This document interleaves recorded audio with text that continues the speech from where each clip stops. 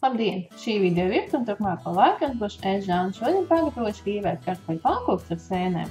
Šo recepti atbalsta trauku veikals ķēķis.lv.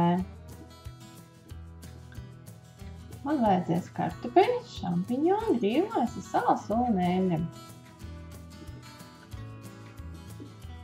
Sēnes nomizo un liek verdošā salas ūdenī.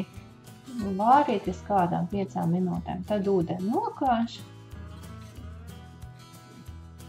un nedaudz atdzesē. Pa šo laiku sarīvē kartupeļus, tad cīki sagriež sēnes.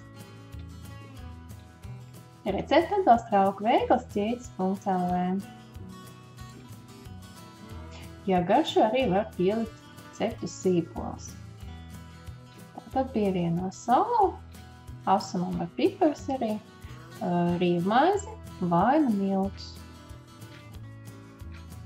Ja kartupeļi pārāk sulīgi, tad suli jānospiež. Pannā lej eļļu, uzsildu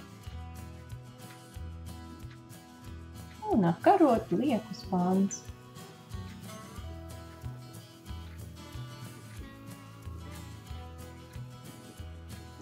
Pankūks cep no abām pusēm.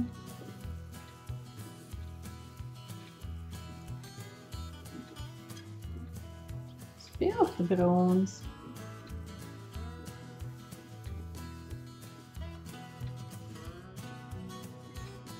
Man atliek pateikt. Liels paldies par uzmanību.